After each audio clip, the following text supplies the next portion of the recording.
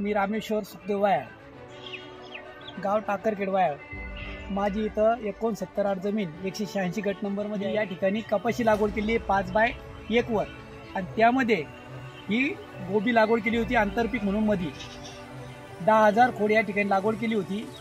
शेती परवडत नाही म्हणून एक वेगळा उपक्रम या ठिकाणी राबवण्याचा प्रयत्न केला, आणि त्या पिकासाठी मी ऑर्गॅनिक दिसत होती आणि फुल टवदार मोठं आणि खायला चविष्ट असं त्याचा वापर केला, आणि खूप चांगला त्या ठिकाणी मला साथ भेटली, आणि खर्चही वाचला, आणि फळामध्ये एक वेगळेपणा, झाडावर एक वेगळेपणा दिसला, आणि त्याच्यात खूप चांगल्या प्रकारे मार्केटमध्ये चकाकी होती.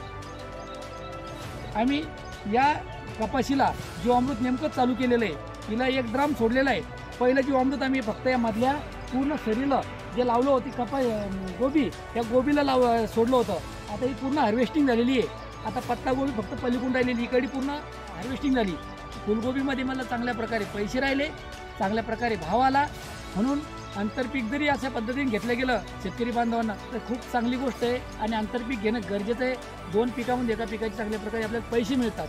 आणि आज परिस्थिती अशी झाली आहे, खत, औषधी आणि बियाणे, त्यानंतर मजूर, ट्रॅक्टरवाला, याच्यामुळं यांचे वाढत्या भावामुळं शेती अजिबात परवडून राहिली.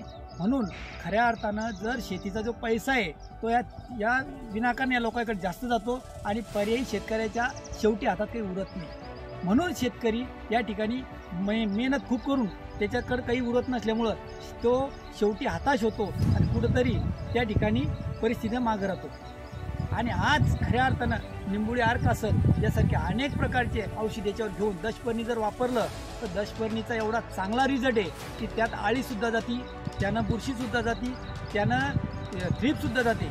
आज जर निंबोळी आर्क जर वापरला तर निंबोळीनं पतंग जो आहे तो अंडी देणारा, त्याची अंडी उगत नाही, आणि तो वांजपणा येतो, म्हणजे त्याची उत्पत्ती थांबवतं, बुरशीवर काम करतं, खत म्हणून काम करतं. एवढे चांगले रिझल्ट असताना आपण एवढ्या लिंबोळ्या तयार होतात आणि त्या अशा वाया जातो. तर हे आपल्याला खऱ्या अर्थाने ह्या करणं गरजेचे आहेत. आणि अजूनही आमच्या शेतकरी बांधवांनी हे लक्षात घेणं गरजेचं आहे की शेतीची आपण ज्या वेळेत आपण याच्यामध्ये रासायनिक वापरतो तेव्हा यातल्या असे हजारो लाखो करोडो जीवाणू असे आहेत की ते आपल्या शेतीला साथ देणारे असतात, त्याचीसुद्धा आपण हत्या करतो. त्यामुळं शेती काही दिवसांना कायम मरून जाईल आणि त्या ठिकाणी आपल्याला साथ देणार नाही. त्याच्यामुळं आजही हा विचार जर केला तर अत्यंत गरजेचं आहे, कारण शेती वाचवणं गरजेची आहे. आणि हे जे विषारी जे आपण तयार करतोय हे सुद्धा याच्यामुळं लोकांचं जे आपण बिमाऱ्या याच्यातून होतात त्या ऑर्गॅनिक शेतीकडे वळणं गरजेची आहे, आणि खूपच गरजेची आहे अशी मला वाटतंय. मी या ठिकाणी त्याचा अनुभव घेतला, सर्वांनी घ्यावा असं मला मनातून वाटतं. नमस्कार.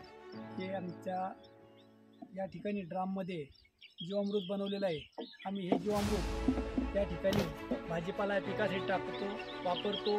ड्रेचिंगसुद्धा चांगल्या प्रकारे करता येते, पण आम्ही क्षेत्र जास्त असल्यामुळं या ठिकाणी गोबी या पिकासाठी वापरलं, आणि टरबूज आणि खरबूजसाठी वापरलं. तर ते आम्ही या ठिकाणी याच्यामार्फत चांगल्या प्रकारे चार्जिंग पंपाच्या माध्यमातून या नळीने ड्रेचिंग ठिबकद्वारे करतो आहे.